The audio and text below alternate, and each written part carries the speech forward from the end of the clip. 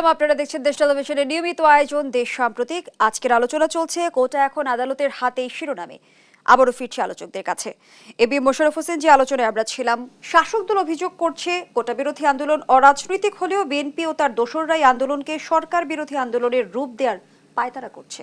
আসলেই কি তাই? আপনি একটা জিনিস দেখেন, এই আজকে আমি বেশ মানে আমাদের সময় একটা পত্রিকা নিউজ করেছে, 18 সালে যে আন্দোলনটা হয়েছিলেন তার 80% নেতৃত্ব দিয়েছে ছাত্রলীগের নেতৃবৃন্দ। এই যে নুরুল হক নুরু থেকে শুরু করে যারা সব ছাত্রলীগ করতেন, তাইলে কি ছাত্রলীগ সরকারের বিরুদ্ধে গিয়ে কি আর আন্দোলন করে? এখানে হলো স্বার্থ সংশ্লিষ্ট বিষয় ব্যাপার। এখানে এই আন্দোলনে ছাত্রলীগ যেমন আছে, ছাত্রদল যেমন আছে, অন্যান্য সংগঠনের সাধারণ ছাত্ররাও আছে, কারণ এটা তাদের নিজস্ব ভাগ্যের একটি ব্যাপার। তারা মনে করছে তারা এই কোঠার কারণে তারা নিজেদের যে মেধা সেখান থেকে তারা বঞ্চিত হচ্ছে। আমি একটু আরেকটু বিনয়ের সাথে আমি একটু প্রণবদার একটি বক্তব্যের আমি একটু বিনয়ের সাথে আমি বিরোধিতা করছি। এখন একটা বাংলাদেশে যখনই কোনো যৌক্তিক কোনো দাবি হয় তখন আপনার এইটার উপরে একটা ট্যাগ লাগিয়ে দিতে চাচ্ছে। এই যে সাধারণ ছাত্ররা যে আন্দোলনটা করে, আপনি যে এই যে এরা মিডিয়াতে সোশ্যাল মিডিয়াতে বক্তব্য, একটা বক্তব্য কি মুক্তিযুদ্ধ বা মুক্তিযুদ্ধকে বিকৃত বা মুক্তিযুদ্ধের বিরুদ্ধে তারা কোনো কথা বলেছে? অথচ দেখবেন আমি আপনাকে প্রমাণ দিয়ে দেখাতে পারি যে আমাদের অনেক বিশিষ্ট লোকজন এমনভাবে কলাম লিখছে যে এরা মনে হয় স্বাধীনতা বিরোধী শক্তি, এরা যেন মুক্তিযুদ্ধ পছন্দ করে না, এরা মুক্তিযুদ্ধের বিরুদ্ধে একটা ষড়যন্ত্র করছে। এই মন মানসিকতা যদি আমরা চেঞ্জ না করি তাহলে যৌক্তিক কোনো সংকট সমাধানে আপনি যেতে পারবেন না। আজকে যেই জিনিসটা সাদা সেটাকে আপনি সাদা বলেন, যেটা কালো সেটাকে কালো বলেন, তাহলে তো সংকট থাকে না। আজকে সাধারণ ছেলেরা তো তত্ত্ব প্রমাণ উপাত্ত দিয়ে বুঝিয়ে দিয়েছে, এবং এই যে বাংলাদেশের এই যে শিক্ষকরা আপনি দেখেন তারাও বলছে সংস্কার হওয়া দরকার, ছাত্ররা বলছে সংস্কার হওয়া যাওয়া। বাংলাদেশের এই যে এখানে আপনি প্রণবদা, আমি বা ব্যারিস্টার প্রশান্ত, আমরাও চাই যে সংস্কার হোক। এখন তো সংস্কার হতে হলে তো আপনি একটা আলোচনা দরকার, একটা জায়গায় তো আপনাকে যেতে হবে, আর সেই জায়গাটা যেতে হলে নিশ্চয়ই আপনাকে কোথাও থেকে শুরু করতে হবে।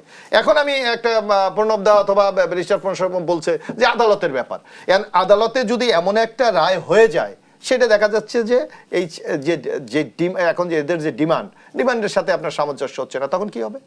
তাহলে আন্দোলন কি হবে?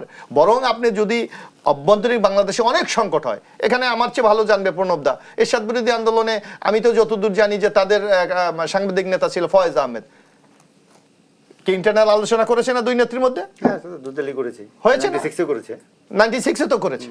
তো সুতরাং এইরকম বাংলাদেশের রাজনৈতিক অনেক সংকট আমরা জানি পদ্মার অন্তরাল সমাধান হয়েছে। সুতরাং আমি ওই কথাটা বলতে চাই, এটা কোনো ছাত্রদের পক্ষে অথবা সরকারের বিরুদ্ধে সেইটা না, যে এইটার একটি যৌক্তিক সমাধান আপনাকে যদি করতে হয় সেটা আলোচনার মাধ্যমে একটা জায়গায় যেতে হবে, এবং উভয় পক্ষ যদি আদালতে গিয়ে তারা সাবমিশনটা করে আমার মনে হয় সেইটা সবচেয়ে টেকসই হবে। ধন্যবাদ জানাচ্ছি। দেখেন আমাদের কথাটা কিন্তু বললো যে আদালতে দুই পক্ষ গেলে ভালো, এমনকি আমি এটা প্রথম থেকেই বলছি, সুপ্রিম কোর্টের চিফ জাস্টিস আমাদের মাননীয় প্রধান বিচারপতি নিজে বলেছেন যে শিক্ষার্থীরাও এখানে এসে কথা বলতে পারে। না, কথা বললে হবে না তো, সাবমিশন মানে কথা বলা। আগে তো যেমনটি আসলে এবি মোশাররফ হোসেন বলেছিল যে বিএনপির উস্কানি আছে এমন ট্যাগ লাগিয়ে আসলে আপনারা আন্দোলনকে অন্যদিকে ধাবিত করার চেষ্টা করছেন। দেখুন, মুক্তিযুদ্ধ এবং মুক্তিযোদ্ধাদের প্রতি বিএনপির একটা জাত আক্রোশ সবসময় রয়েছে। বিএনপির আমলে তাদের যে মিলিটারি ট্রাইব্যুনালগুলোতে এখানে নিয়মেই ছিল মুক্তিযুদ্ধে যার যত বীরত্ব তার তত শাস্তি। বীর উত্তমকে দেন মৃত্যুদণ্ড, বীর বিক্রমকে যাবজ্জীবন, বীর প্রতীককে 20 বছরের কম নয়। গত 2 দিন আগে আমির খসরু মাহমুদ সাহেব, ওনাদের সিনিয়র লিডার, কি তুচ্ছ তাচ্ছিল্যভাবে বললেন এই ছোটোখাটো কিছু দেওয়া যেতে পারে মুক্তিযোদ্ধাদের। ছোটোখাটো শব্দটা খেয়াল করবেন, ছোটোখাটো কিছু দেওয়া যেতে পারে। That proves the real stand and real face of BNP on মুক্তিযুদ্ধ। খেয়াল করবেন, এই মুক্তিযোদ্ধাদের সাথে কি পাকিস্তানি বাহিনী আলবদর রাজাকারদের জায়গা জমি নিয়ে কোনো ঝামেলা ছিল? ছিল না তো, ছিল বাংলাদেশ নিয়ে। তারা বাংলাদেশ চায় নাই, মুক্তিযোদ্ধারা বাংলাদেশ চেয়ে রক্ত দিয়েছে। সেই রাষ্ট্রের জন্ম ঋণ রয়েছে মুক্তিযোদ্ধাদের প্রতি। আজকে বলেন যে 52 বছর ধরে এটা কোটা রাখা যাবে না। 52 বছর কোথায় পেলেন আপনি? বিএনপি জামায়াত সহ তাদের খালাতো মামাতো ভাইরা যখন 3 দশক শাসন করেছে, মুক্তিযোদ্ধা এই পরিচয়ের জন্য তো তার চাকরিটাই হয় নাই। ব্রিগেড কর্নেল শাফেদ জামিল 46 ব্রিগেডের কমান্ডার, তার ছেলেকে চাকরিতে যোগদান করতে দেয় নাই। এরকম অসংখ্য নাম বলতে পারবো আমি। মুক্তিযোদ্ধা হওয়ার কারণে বলছে তোমার বাবা গন্ডগোলের বছর কোথায় ছিল? ভাইবা বোর্ডে গন্ডগোল। ৭১কে এই বাংলাদেশ বিরোধী অপশক্তি দীর্ঘদিন ধরে গন্ডগোল বলেছে। বঙ্গবন্ধু এভিনিউ বলতো না, শোনেন, বিবি এভিনিউ বলতো। আব্দুর রহমান বিশ্বাস যখন জেনারেল নাসিমকে স্যাক করে, আপনি দেখবেন বিবি, বীর বিক্রম, বীর উত্তম, কিছু এগুলো পর্যন্ত মুছে দিয়েছিল। বিবি এভিনিউ মানে বঙ্গবন্ধুর নাম ধরবে না, বীর বিক্রম, বিবি এগুলো লিখতো। মানে আমাদের বীর মুক্তিযোদ্ধাদেরকে যতভাবে হেয় করা সম্ভব, নিশ্চিহ্ন করা সম্ভব, তারা সেগুলো করেছেন। সুতরাং আমরা এই কারণেই খুব কারেক্টলি যারা বলছেন যে দেখুন, আমরা বারবার বলেছি যে আদালতের, মহামান্য আদালতের ঔদার্য প্রায় সীমাহীন এবং আদালত সব কিছু অ্যাকোমোডেট করেছেন। মাননীয় প্রধান বিচারপতি একাধিকবার তিনি বলেছেন যে যারা আন্দোলনরত প্রত্যেকটি পক্ষকেই তারা শুনবেন এবং বারবার একটি কথা বলবেন। দেখুন, একটু আগে মোশাররফ ভাই বললেন হঠাৎ করে আসলো, এটা কেন আসতে হলো? আমি অবাক হয়ে গেছি। মহামান্য সুপ্রিম কোর্ট, হাইকোর্টের কার্যপদ্ধতি কি বিএনপির অনুমতি নিয়ে করতে হবে বা আর কারো অনুমতি নিয়ে করতে হবে? আদালতের কার্যপদ্ধতি আদালতের নিজস্ব স্বাধীনতা। এখন বিএনপি কি সেখানেও হস্তক্ষেপ করতে চায়? দেখুন, এটা খুবই মানে খুবই ডেঞ্জারাস। আমি একটা বিষয় শেষ করি। আপনার 26টি জেলা আনরিপ্রেজেন্টেড, বেশ কয়েকটা বিসিএসে নারী প্রার্থীরা আনরিপ্রেজেন্টেড। 1999 সালে 70 থেকে 90 নাম্বার পেয়েছিল ব্রিকামনেসা নন স্কুলের ছাত্রীরা। যদি কোটা না থাকতো সারা বাংলাদেশে একটাও স্কলারশিপ যেত না, সব রমনা থানা একটা থানায় চলে আসতো। তো সেটা কি আমরা চাই? ধন্যবাদ জানাচ্ছি ব্যারিস্টার প্রশান্ত ভূষণ বড়ুয়া। জনাব প্রণব সাহা, কোটা বিরোধী আন্দোলনে কি কোনোভাবে মুক্তিযোদ্ধাদের সম্মান ক্ষুণ্ণ হচ্ছে? প্রথমত কোটা বিরোধী আন্দোলন না, কোটা সংস্কারের আন্দোলন। কোটার বিরুদ্ধে তারা বলছে না, কোটা সংস্কার চাচ্ছে। আর আপনি যেটা বললেন মুক্তিযুদ্ধের বিরুদ্ধে হচ্ছে কি, দেখেন যখন একটা, আমি সমালোচককেই থামিয়েছি আরও দুটি টেলিভিশনে, বলছে মুক্তিযুদ্ধের নাতিপুতিকে কি দিতে হবে নাকি? মানে কতটা আক্রমণাত্মক এবং কতটা হেয় করা নাতিপুতিকে। বিষয়টা তো নাতিপুতির বিষয় না। প্রিলিমিনারি পরীক্ষা দিতে হবে আপনাকে, আপনাকে লিখিত পরীক্ষা দিতে হবে, আপনাকে মৌখিক পরীক্ষা উত্তীর্ণ হয়ে 2 জন প্রার্থী আপনার সামনে আসবে। একজনের, আমি ধরি যে নাতি হলো, তার দাদা মুক্তিযুদ্ধ করেছে, আরেকজনের দাদা বাবা কেউ মুক্তিযুদ্ধের সঙ্গে জড়িত না। আপনার বিবেচনা কি হবে? চাকরিটা কার দেওয়া দরকার? প্রশ্নটি কিন্তু প্রধানমন্ত্রীও রেখেছে, তাহলে কি রাজাকারের নাতিপুতিরা পাবে কিনা? আমি সেভাবে বলতে চাই না, আপনার বিবেচনা কি বলে? যার দাদা মাত্র 2,30,000 গত বছরের জুন মাসের হিসাব ভাতাপ্রাপ্ত মুক্তিযোদ্ধা, যদি আমি তাই বলি, তালিকা নিয়ে বিতর্ক আছে, দুর্নীতি করে নিজে মুক্তিযুদ্ধ সেজেছেন, তার ব্যবস্থা বাতিল হয়েছে, তারও সমালোচনা করি আমরা। কিন্তু আপনি বলেন যে 2 জন মাত্র আসলো, তার মধ্যে একজনের কোনো না কোনোভাবে তার পিতৃপুরুষ অথবা তার বাবার বাবা যুদ্ধ করেছে বাংলাদেশের জন্য, আপনার লাল সবুজের পতাকার জন্য, যেখানে আপনি স্বাধীন দেশ হিসেবে আসেন। তাহলে কার প্রতি আপনার ইয়ে হবে? মানে আপনি কোথায় আপনি সংরক্ষণ দেখাবেন?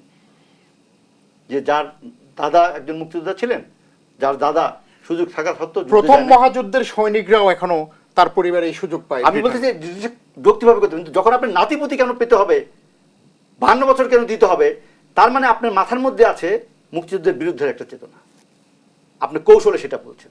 আমরা সেই জায়গাটার প্রতিবাদ করতে চাই।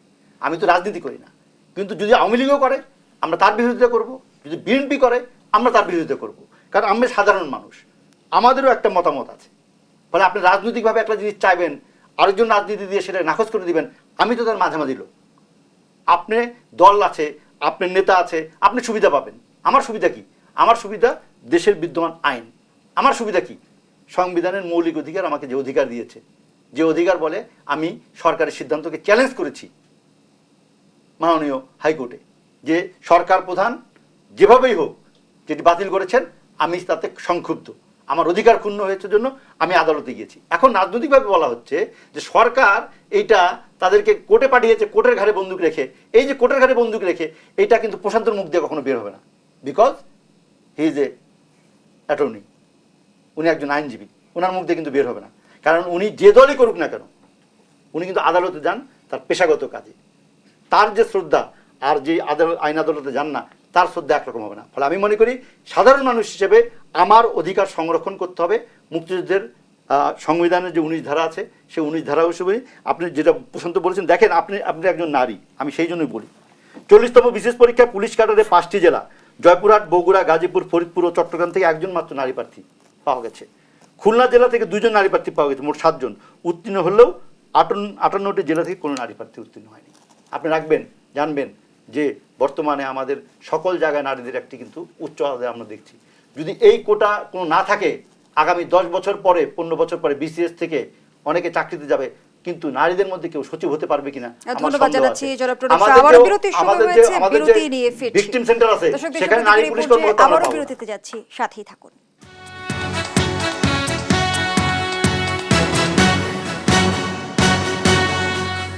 ফিরে এলাম, আপনারা দেখছেন দেশ সাম্প্রতিক। আমরা আবারও ফিরছি আলোচনায়। জনাব প্রদীপ শাহ, একটু ভিন্ন আলোচনায় আসি।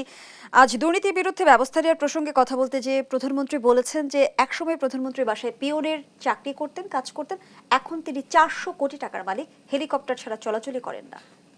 ধন্যবাদ আপনাকে। দেখেন, মাননীয় প্রধানমন্ত্রী ওনার নাম বলেন নাই, কিন্তু আমার সুযোগ হয়েছে আমার কর্মসূত্রে যে উনি প্রধানমন্ত্রী হওয়ার আগে থেকে অনেক দিন তার আশেপাশের অনেক লোককে চিনতাম। আমরা দুজন একজন লোককে সন্দেহ করি, কিন্তু যেহেতু আমি নিশ্চিত না যে কার কথা উনি বলেছেন, সেজন্য আমি তার নামটা বললাম না। কিন্তু দেখেন, উনি বলেছেন যে উনি যখন এটি জানতে পেরেছেন তখন উনি তাকে স্যাক করেছেন। তা কেউ প্রশ্ন করা হয় নাই যে তাহলে তার বিরুদ্ধে ব্যবস্থা নেওয়া হলো কিনা। আপনি যদি এই ঘটনা ঘটে থাকে তাহলে তো সে কোনো দুর্নীতির আশ্রয় নিয়েছে না। তো প্রধানমন্ত্রী একটু হালকাভাবে বলেছেন, আমরা সেটা শুনেছি। কিন্তু আমি মনে করি যে উনি ওইটুকু কাজটা ঠিক করেছেন যে তাকে তার জায়গা থেকে বের করে দিয়েছেন। এরকম আরও ঘটনা কিন্তু আছে। এখন কথা হচ্ছে, আপনি যেটি জিরো টলারেন্সের কথা বলছেন উনি, আমরা চাই সেটি কথার কথা না থাকুক, এবং সেটি আপনারা জানেন 18 সালের ইস্তেহারে ছিল, এবারের ইস্তেহারেও কিন্তু একদম পার্টিকুলারলি দুর্নীতির বিরুদ্ধে জিরো টলারেন্সের কথাটা বলা আছে। আমরা চাই যে আওয়ামী লীগ, তার সরকার, তাদের নির্বাচনী ইস্তেহারটা পুঙ্খানুপুঙ্খানুরূপে বাস্তবায়ন করুক। সবটা পারবে না। এই যে উনি একজনের কথা বললেন, আমরা চাই এখন হয়তো আমরা ইনভেস্টিগেশন করে দেখব। আমাদের সাংবাদিকদের দায়িত্ব হবে যে উনি কার কথা এটা মিন করেছেন এবং সত্যি উনি 400 কোটি টাকা করেছেন কিনা। ধন্যবাদ জানাচ্ছি জনাব প্রদীপ শাহ। ব্যারিস্টার প্রশান্ত ভূষণ বড়ুয়া, এই বিষয়টি নিয়ে আপনার কাছে একটু জানতে চাই যে আসলে দুর্নীতির বিস্তারটা কার শক্তিতে এভাবে ঘটছে? কারণ কখনো আমরা দেখছি যে পিএসসির ড্রাইভার আবেদ আলী 1000 কোটি টাকার মালিক হয়ে যাচ্ছে, কখনো বেনজির আনার আজিজ মতিউরের নাম আসছে, কখনো ছাগল কাণ্ডে আবার দেখছে যে মানে তুল কালাম কাণ্ড ঘটে যাচ্ছে। হ্যাঁ, মানুষের চাইতে ছাগলই তো গোয়েন্দা তথ্য তাহলে বেশি পায়।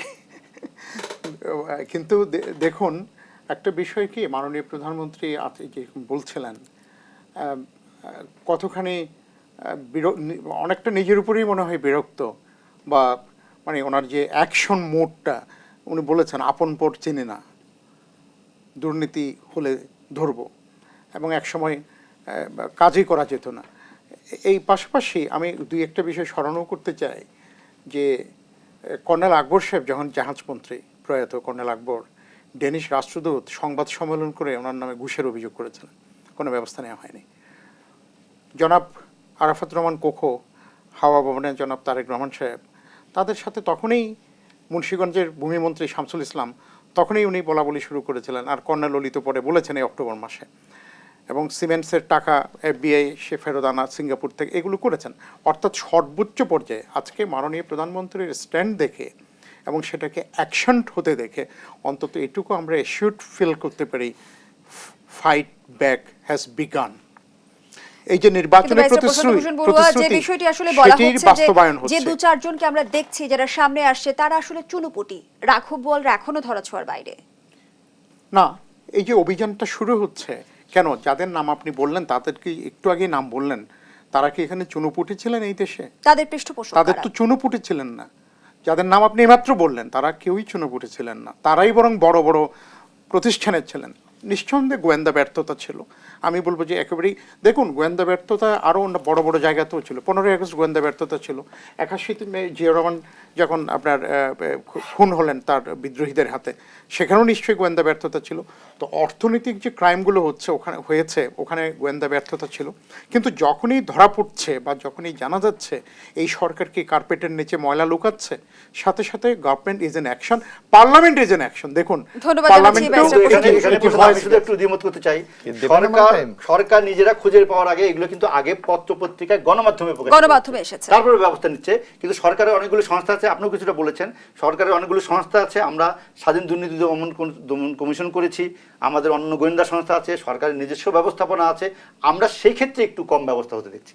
এমনকি এই যে জনাব প্রণব সাহেব প্রসঙ্গে যেহেতু আপনি কথা বলেন, একটু জানতে চাই যে তাহলে কি রাষ্ট্রের দায়িত্বশীল সংস্থাগুলো দায়িত্বশীল আচরণ করছে? আমরা মনে করি করছে না, আমি সেটা মনে করি। কারণ দেখেন, বেনজির আহমেদের বিরুদ্ধে দুর্নীতি দমন কমিশন কিছুটা অ্যাকশন নিয়েছে, কিন্তু হঠাৎ পড়ছে মতিউর রহমান। মতিউর রহমান কি দেশে আছে না নাই? কেউ কি পরিষ্কার করে বলছে? তার বিরুদ্ধে কি কোনো প্রসিডিং শুরু হয়েছে? তাকে শুধু এনবিআর থেকে তাকে ওএসডি করা হয়েছে। বেনজির আহমেদ প্রসঙ্গেও কিন্তু তার অবস্থান প্রসঙ্গে এরকম ধোঁয়াশা তৈরি না, হতে দেখেছিলাম তাও তো আমরা। দুর্নীতি দমন কমিশন একটি অ্যাকশনে গিয়েছেন, কিন্তু মতিউরের বিরুদ্ধে আমরা মনে করছি যে সেই রকম অ্যাকশনে যাচ্ছে না। এবং যে সমস্ত কথাগুলো এসেছে এখন, কথাগুলো আমি মনে করি সরকারের গোয়েন্দা সংস্থা আছে, সরকারের অন্যান্য সংস্থাগুলো আছে, তার এমনকি দেখেন যে 5 বছর পর পর যে সম্পদের হিসাব দিতে হবে বলে আইন আছে, তা সরকারি কর্মকর্তারা যে দেয় না, তার বিরুদ্ধে কি কোনো ব্যবস্থা ধন্যবাদ হচ্ছে? জানাচ্ছি জনাব আমরা প্রণব মনে করি সাহেব। যে সেই ব্যবস্থাগুলো নেওয়া দরকার। বরাবরই কিন্তু ক্ষমতাসীনরা বলে যে দুর্নীতি প্রাতিষ্ঠানিক রূপ পেয়েছিল আসলে বিএনপির শাসনামলেই। আসলে এইটা আপনি একটা প্রমাণ দেন যে বিএনপির শাসনামলে।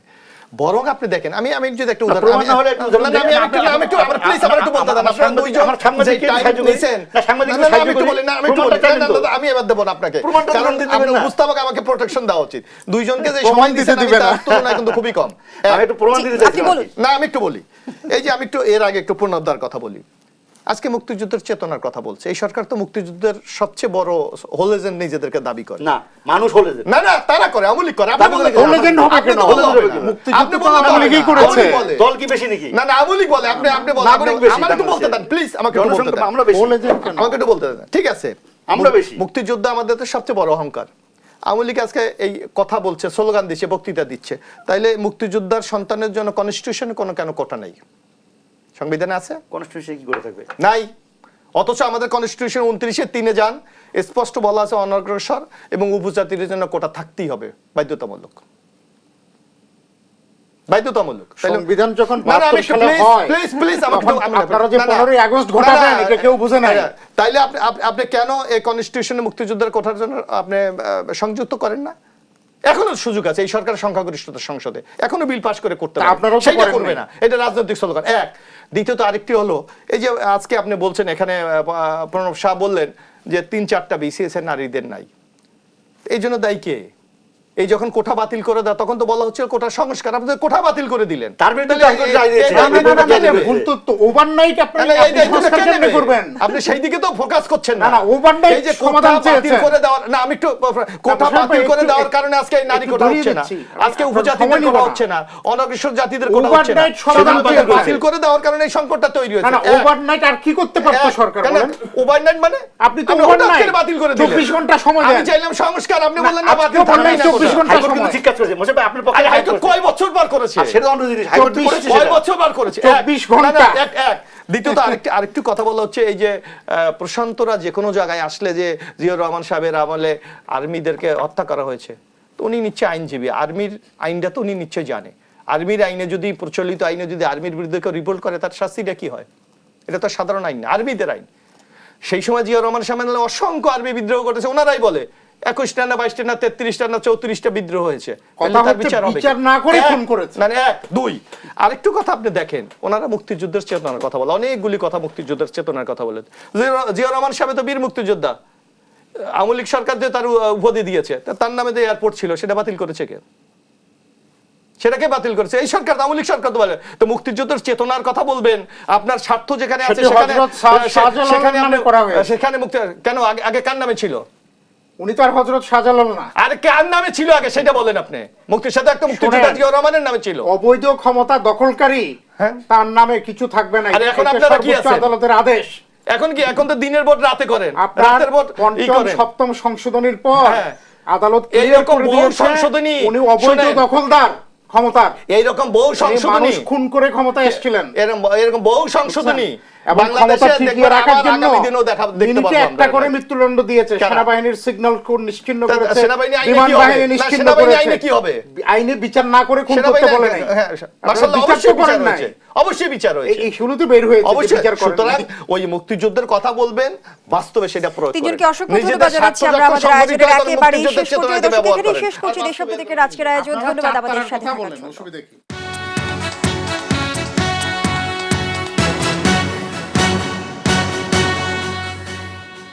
কোটা আন্দোলনে উত্তাল দেশ, অনড় শিক্ষার্থীরা।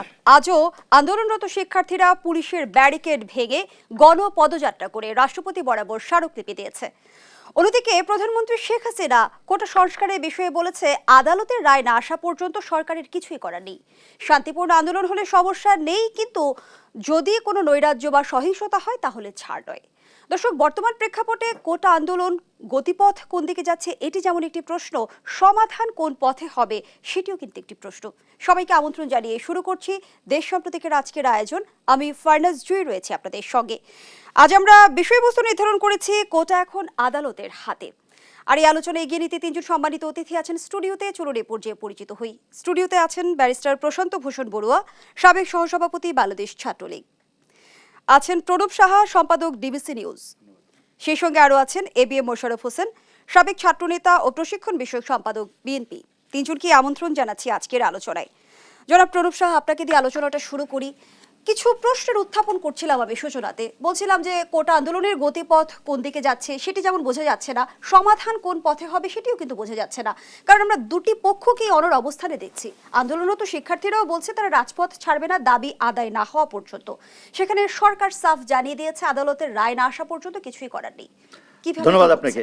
দেখেন, আপনি যে দুটো কথা বললেন সেটা বিশ্লেষণ করলে দাঁড়ায় দুই পক্ষ তাদের পথ পরিক্রমার ব্যাপারে অনড়, কিন্তু যে কজের জন্য তারা দুইজন আছে, দুই পক্ষ যদি বলেন আপনি, এক পক্ষ যারা আন্দোলনকারী শিক্ষার্থীরা আমাদের সারা বাংলাদেশ জুড়ে তারা রাজপথে আছে, আর একটা নির্বাহী কর্তৃপক্ষ যেটার প্রধানমন্ত্রী আজকে কিছু বলেছেন, তার মাঝামাঝি জায়গায় কিন্তু জিনিসটা দাঁড়িয়ে আছে কোথায়?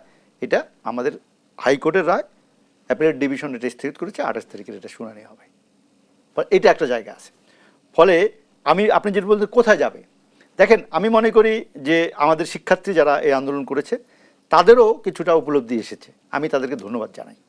তারা একটা ব্লকেট কর্মসূচি করে সারা বাংলাদেশ একরকম অচল করে দিয়ে বুঝিয়ে দিয়েছে যে তাদের দাবিটার পক্ষে অনেক মানুষের সমর্থন আছে, বিশেষ করে শিক্ষার্থীরা, বিশেষ করে যারা শিক্ষা জীবন শেষ করে চাকরি প্রার্থী হিসেবে মানে আমরা যেটাকে জব মার্কেট বলি, মানে কাজের জায়গা যে আসবে, তারা কিন্তু আন্দোলনে নেমেছে। কিন্তু আবার দেখেন, যাদেরকে আমরা দুই পক্ষ বলছেন আপনারা, তারা উভয়ই কিন্তু একটা ইস্যুতে একমত। কি? তারা উভয়ই কোটার সংস্কার চায়। সরকার নির্বাহী আদেশে 2018 সালের এরকম আন্দোলনের মুখে যে বাতিল করে দিয়েছিলেন সব রকম কোটা, হাইকোর্টে সেটি যখন আবার পরিপত্র জারি হয়েছে তার বিরুদ্ধে নেমেছে শিক্ষার্থীরা। নেমে তারা কি বলছে?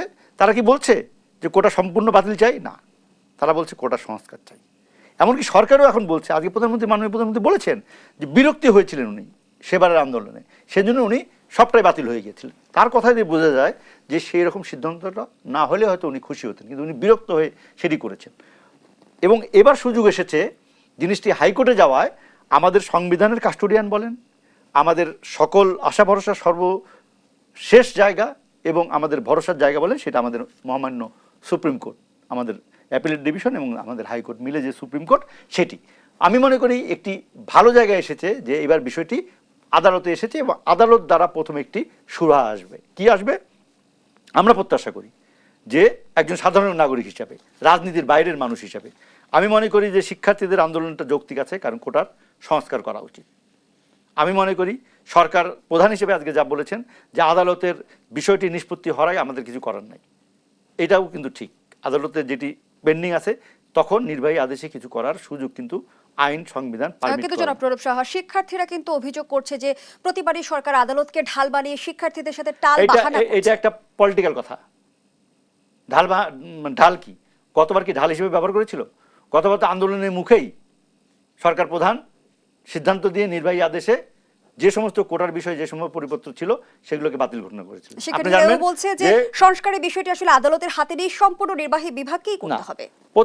অবশ্যই নির্বাহী বিভাগ করতে পারে, আইন কিন্তু নির্বাহী বিভাগ না, আইন প্রণয়ন করে সংসদ, আইন বিভাগ। আমাদের রাষ্ট্র পরিচালনার যে 3টি কাঠামো আছে, একটি আইন বিভাগ যেটা সংসদ, একটি নির্বাহী বিভাগ যেটি প্রধানমন্ত্রীর নেতৃত্বে, একটি হলো আইন বিভাগ, বিচার বিভাগ যেটি হলো প্রধান বিচারপতি আছেন। 3টি কিন্তু প্যারালালি চলে এবং কোনটাকে কোনটা ওভারল্যাপ করে না। কিন্তু সব কিছুর বাইরে আপনি জানেন যে সংবিধানের সংশোধনীও কিন্তু বাতিল করে দিতে পারে আমাদের মহামান্য সুপ্রিম কোর্ট অ্যাপিলেট ডিভিশন, সেটা কিন্তু করেছে। 5ম সংশোধনী বাতিল বলে গণ্য করেছেন কোর্ট, এবং এমনকি 13শ সংশোধনীও কিন্তু বাতিল করেছেন কোর্ট। আমি বলি যে কোর্টটা সবার আগে, আইন আদালতটা সবার আগে, সেটা মানতে হবে আপনাকে সবাই। এবং অবশ্যই যদি আদালত যে নির্দেশ দিবে, আপনি জানেন চোরাচালানের মামলায় একটি রায় এসেছে যে সীমান্ত থেকে 8 কিলোমিটার বিজিবির সম্পত্তি হিসেবে গণ্য হবে। এটা কিন্তু এখন নির্বাহী বিভাগকে কিন্তু এটা কার্যকর করতে হবে, যদি আদালত তারা মানে, যদি হাইকোর্ট সুপ্রিম কোর্টকে তারা মানে। আমি মনে করি যেহেতু এটি সুপ্রিম কোর্টে গিয়েছে এবং অ্যাপিলেট ডিভিশন, প্রধান বিচারপতি এটা নিয়ে কথা বলেছেন, আমরা আশা করি বিচারকরা, আমাদের বিচারপতিরা যারা কাস্টোডিয়ান অফ দ্য কনস্টিটিউশন, তারা কিন্তু শুধু আইন দেখবে না, তারা আর্থসামাজিক অবস্থাও দেখবে, তারা শিক্ষার্থীদের সেন্টিমেন্টও দেখবে, তারা নির্বাহী বিভাগের কতটুকু করতে পারবে করতে পারবে না সেটাও করবে। আমি মনে করি যে তারা শুধু রায় দিবে না, তারা নির্দেশনা দিবে এবং তারা অবজারভেশন দিবে। আমার থেকে প্রশান্ত একজন আইনজীবী আছেন, উনি আমার থেকে ভালো বলতে পারবেন যে একটি বিচারের রায়েরও কিন্তু জায়গা থাকে পর্যবেক্ষণ, একটি বিচারের রায় থাকে নির্দেশনা, কি করতে হবে সেরকম যেন থাকে, অবজারভেশনও থাকে।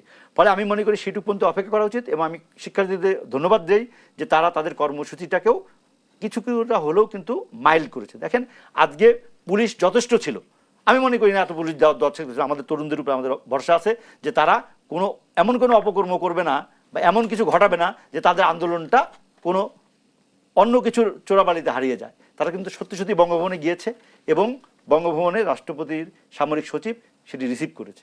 গুড গেস্টার অব দ্য বঙ্গভবন, আমাদের সম্মান মহামান্য রাষ্ট্রপতির দপ্তরের গুড গেস্টার দেখিয়েছেন যে তারা এটি রিসিভ করেছেন সামরিক সচিব এসে।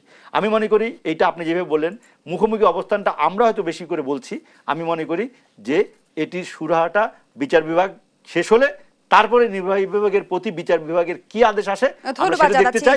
এবং আমি নিজে মনে করি কোটার সংস্কার করা উচিত। তবে এই সংস্কারের দাবিতে বা কোটার যে সংস্কার চান তারা, তার দাবিতে মুক্তিযুদ্ধ নিয়ে কারোর প্রতি কটাক্ষ করে কোনো কিছু যেন না বলা হয়, আমি সেটার জন্য। ব্যারিস্টার প্রশান্ত ভূষণ বড়ুয়া, যেমনটি আসলে আমরা দেখলাম যে শিক্ষার্থীরা রাষ্ট্রপতি বরাবর স্মারকলিপি দিয়েছে এবং তাদের দাবি অনুযায়ী তারা দাবি করছে যে সংসদ অধিবেশন ডেকে আইন করে কোটা সংস্কার করে সমাধান করতে হবে আইনের মধ্য দিয়ে। সেখানে কাজটি নিশ্চয়ই নির্বাহী বিভাগের, কিন্তু সরকার তো চাপিয়ে দিচ্ছে যে আসলে আদালতের রায় না আসা পর্যন্ত কোনো কিছুই করা নেই। তাহলে দুই পক্ষের যে আমরা মুখোমুখি অবস্থান দেখছি সেটি কেন? সমাধান যদি আসলে আদালতের হাতেই থাকে, শিক্ষার্থীরা আদালতের উপর ভরসা কেন করছে না? ধন্যবাদ আমার অত্যন্ত শ্রদ্ধেয় দুই সহ আলোচক। শুরুতেই একটা ভুল শুধরে নিতে চাই, এখানে কিন্তু দুই পক্ষ নেই, সরকার এবং আন্দোলনরত শিক্ষার্থী বন্ধুগণ দুজনে মিলেই, দুই পক্ষ মিলেই কিন্তু এক পক্ষ। যেদিন থেকে সরকার অ্যাপিল করলেন হাইকোর্টের রায়ের বিরুদ্ধে এবং অ্যাপিলেট ডিভিশনে গেলেন, সরকারই কিন্তু সরকারের আবেদনক্রমেই এটি কিন্তু শুনলেন এবং স্থগিত হলো। অর্থাৎ পরিপত্র বাতিলের মহামান্য হাইকোর্টের আদালতের পূর্বাবস্থা বহাল হলো। এবং আজকে যে পরীক্ষাটি হতে যাচ্ছে, কালকে যেটি হতে যাচ্ছে, পরশুদিন যেটি হবে, এই পরীক্ষাগুলোর কোনোটাতেই এই আপনার কোটার আগের অবস্থার অপরিবর্তিত থাকবে। অর্থাৎ আমাদের কোনো পরীক্ষার্থী ইমিডিয়েট কোনো ইনজুর্ড হওয়ার, কোনো ভিকটিম হওয়ার, কোনো বৈষম্যের তাদের ভাষায় কোনো আশঙ্কাই নেই। এই মুহূর্তে সরকার এবং যারা আন্দোলন করছেন তারা কিন্তু এক পক্ষ। কথা হচ্ছে পদ্ধতিগত বাস্তবায়ন নিয়ে। আরেকটি ভুল বিষয় শুধরে নেই, যারা বলছেন জেনে বুঝে বা না বুঝে কিছুটা, পলিসি ইস্যু সরকারের হাতে, পার্লামেন্টের হাতে, আদালতের কাছে নয়। আপনারা কেন আদালতকে দিচ্ছেন? একেবারে ভুল বলছেন। পলিসি ইস্যুতে কেউ মহামান্য আদালতে যাননি। হাইকোর্টে যারা গিয়েছেন তারা অধিকার ক্ষুণ্ণের ইস্যুতে গিয়েছেন। বাংলাদেশের কোনো নাগরিকের যদি অধিকার ক্ষুণ্ণ হয় তাহলে তারা মহামান্য হাইকোর্টে যাবেন, তারপর সুপ্রিম কোর্ট অ্যাপিলেট ডিভিশনে যাবেন। অর্থাৎ অধিকার ক্ষুণ্ণের সাথে পলিসি ইস্যু তারা গুলিয়ে ফেলেছেন। যেই রায় থেকে এটির সূত্রপাত সেটি কিন্তু কোনো পলিসি ইস্যু ছিল না। এমনকি আন্দোলনরত শিক্ষার্থীরাও বলেছেন 18 সালে তারাও আদালতে গিয়েছিলেন, আদালত তাদেরকে পলিসি ইস্যু বলে এন্টারটেন করে নাই, কারেক্টলি করে নাই। কিন্তু এবারে যারা গিয়েছেন 21 সালে মুক্তিযোদ্ধার সন্তান যারা, তারা অধিকার ক্ষুণ্ণের ইস্যুতে গিয়েছেন। এখানে এগ্রিপ্ট যে কোনো পক্ষই যেতে পারত। সুতরাং যারা বলছেন তারা রাষ্ট্রের একটা ফেব্রিক আছে আধুনিক রাষ্ট্রের, সেটি হচ্ছে সেপারেশন অফ পাওয়ার, ক্ষমতার পৃথকীকরণ। এই ক্ষমতার পৃথকীকরণ তথ্যটি বাস্তবেও মেনে চলতে হয়। মাননীয় প্রধানমন্ত্রী আজকে যেটি বলেছেন, she couldn't be more correct than what she said. কারণ হলো যে মাননীয় সুপ্রিম কোর্টের কাছে এটি গেছে, 4 সপ্তাহ পরে তারা শুনবেন, এর মধ্যে আদালতের পুরো রায় অপারেটিভ অংশটি সামনে এসেছে এবং সেখানে তারা বলেছেন কোটা থাকবে, কিন্তু এটির পরিবর্ধন, এটির সংখ্যা কমানো বাড়ানো এটি সরকারের এখতিয়ার। অর্থাৎ এখানে আপনি কোনো দ্বিতীয় বা তৃতীয় পক্ষ, কোনো প্রতিপক্ষ পাচ্ছেন না পুরো ঘটনায়। যেটি একমাত্র দরকার আমাদের শিক্ষার্থী বন্ধুরা যাতে আদালতের উপর আস্থা রেখেছেন, জুডিশিয়াল উইজডমের উপর আস্থা রেখেছেন, তার প্রতিদানও পেয়েছেন, তারা যেন এই 4 সপ্তাহ অপেক্ষা করেন। আদালতের চূড়ান্ত বিচারিক প্রক্রিয়া সম্পন্ন হলে তারপরে এটি নির্বাহী কর্তৃপক্ষ এটাকে টেক ওভার করবেন, এর আগে নয়। কিন্তু ব্যারিস্টার প্রশান্ত ভূষণ বড়ুয়া, আমরা বাস্তবতা তো দেখছি যে শিক্ষার্থীরা অনড় অবস্থানে রয়েছে। তারা কেন বলছে অনড় দাবি অবস্থানে আদায় না থাকছেন? হওয়া পর্যন্ত তারা রাজপথে অবস্থান করবে এবং কঠোর কর্মসূচিরও তারা হুঁশিয়ারি দিয়েছে। রাষ্ট্রকে জিম্মি, সেটা শিক্ষার্থী হোক, শ্রমিক হোক, কৃষক হোক, রাষ্ট্রকে জিম্মি করার ক্ষমতা কারোরও নেই, সেটা উচিত নয়। সাধারণ পথচারীরা কেন জিম্মি হবে? অ্যাম্বুলেন্স কেন আটকে থাকবে? চাকরিজীবী মানুষ কেন কষ্ট করবে? হতেই পারে না এটি। ওনারা যেটুকু মনোযোগ চেয়েছেন সেই মনোযোগ রাষ্ট্রের প্রত্যেকটি মেশিনারিজ, সাধারণ মানুষ, গণমাধ্যম তাদেরকে দিয়েছে। এরপর যদি আরও কিছু ওনাদের মধ্যে ডেভেলপ করে যে আজকেই করতে হবে, সেটি তাদের আমার মনে হয় সুবিবেচনা প্রসূত হবে না।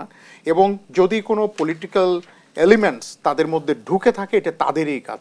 এটি কোনোভাবেই যারা চাকরি করতে চান তাদের কাজ বলে আমার মনে হয় না। আরেকটি বিষয়, এই সুযোগে আমরা সোশ্যাল মিডিয়ায় যেভাবে দেখেছি মুক্তিযুদ্ধ এবং মুক্তিযোদ্ধাদের প্রতি বিদ্বেষ ছড়ানো হচ্ছে, আমরা একেবারে ক্রিস্টাল ক্লিয়ার বলে দিতে চাই, মুক্তিযুদ্ধের প্রতি বিদ্বেষ ছড়িয়ে এই বাংলাদেশে কারো চাকরি পাওয়ার প্রত্যাশা করাই ঠিক হবে না।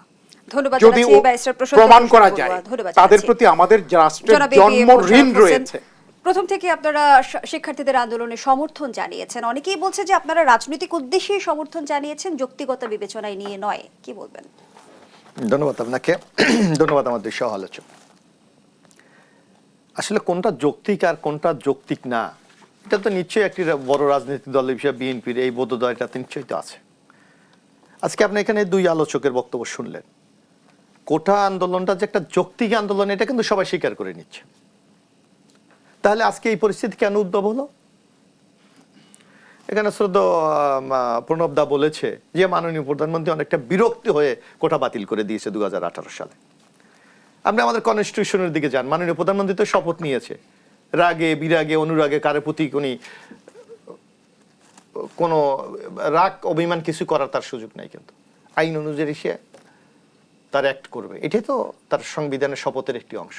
তাহলে আজকে মাননীয় প্রধানমন্ত্রী নিজেও বলছে, আমাদের আলোচকরাও বলছে যে উনি অনেকটা বিরক্ত হয়ে, এইটা কি তার মাননীয় প্রধানমন্ত্রীর যে সাংবিধানিক পদ তার সাথে কি এটা যায়? যায় না। বরং আপনি মনে করবেন যে আজকে যে সংকটটা তৈরি হয়েছে ওই বিরক্ত থেকেই কিন্তু আজকে সংকটটা তৈরি হয়েছে।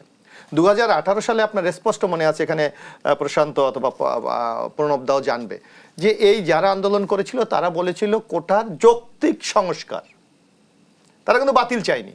তাহলে হয় কোটা কেন বাতিল হয়ে গেল? কেন বাতিল হলো?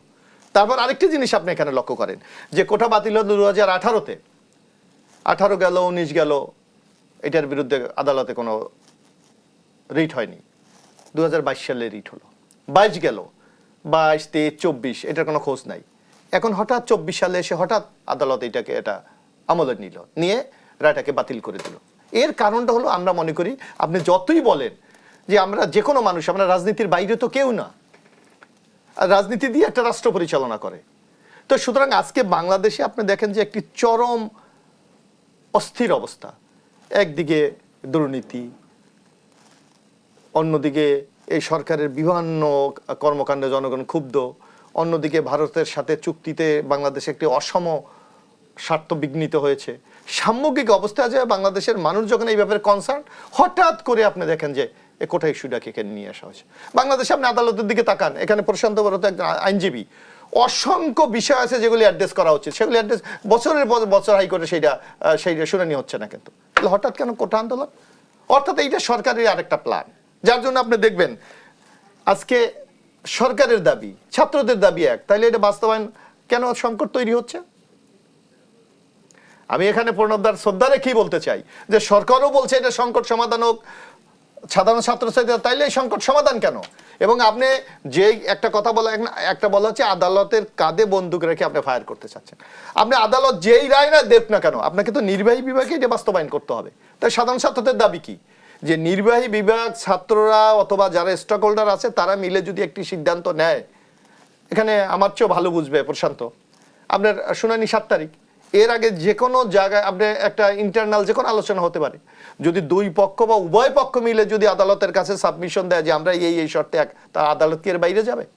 নিশ্চয়ই যাওয়ার তো কথা না, কিন্তু সরকার সেই দিকে না, যাচ্ছে না। না, সরকার না গেলে আপিল করলে না না, আপনাকে তো এর আগে তো এটা সংকট সমাধান করা যায়। আমি একটা মিনিট শুধু আপনাকে সময় সম্ভব না এটা। হ্যাঁ, কোটা 18 সালের কোটা নিয়ে যারা আন্দোলন করেছিলেন হ্যাঁ। তারা চেয়েছিলেন সংস্কার। হ্যাঁ, ঠিক আছে, অবশ্যই সংস্কার চেয়েছিলেন, এখনো চাই। আমি বলতে দেন। হ্যাঁ, সংস্কার চেয়েছিলেন, হ্যাঁ।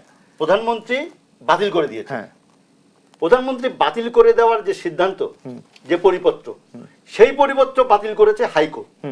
তার মানে কোথায় গিয়ে দাঁড়ালো? তার মানে তো কোটা আন্দোলনকারীদের পক্ষেই গেল যে বাতিল না সংস্কার। না, না, তাহলে না। যদি আপনি হ্যাঁ, কথাটা যুক্তিটা শোনেন, হ্যাঁ। যখন হাইকোর্ট ডিভিশন সেই পরিপত্র বাতিল করলো, তার মানে আমাদের সিদ্ধান্ত আইনটা আবার কোটার জায়গায় পৌঁছে গেল, তাই তো? না, এটা বাতিল হয়ে গেল কিন্তু। না না, কি বাতিল হলো? পরিপত্র বাতিল হলো। কোন পরিপত্র? সরকার যে সকল রকমের কোটার যে বিদ্যমানতা ছিল সেটি বাতিল করলো সরকার। না, সব করে নাই, এখানে দুইটা করেছে তো। এখানে নবম থেকে 13 সব করে নাই। যেটাই বলুক, বাতিল তো করলো একটা, হ্যাঁ। যে সব কিছু কোনো কোটাই থাকবে না, সরকারের সিদ্ধান্ত তো তাই। না, সব করে না। আপনি নবম সেটা দুইটাই তো হলো, আমি দুইটাই ধরলাম। হ্যাঁ, দুইটা ধরলাম। প্রথম এবং দ্বিতীয় শ্রেণী। প্রথম এবং দ্বিতীয় শ্রেণী যদি বাতিল হয়ে থাকে, তার মানে কি আগের জায়গায় ফিরে গেল? তার মানে সব কোটা আবার বলা হয়ে গেল, তাই তো? তা আপনারটা যখন আসবে যে তাহলে কোটা সংস্কার হোক, তাহলে তো সেই সুযোগ এসে গেল।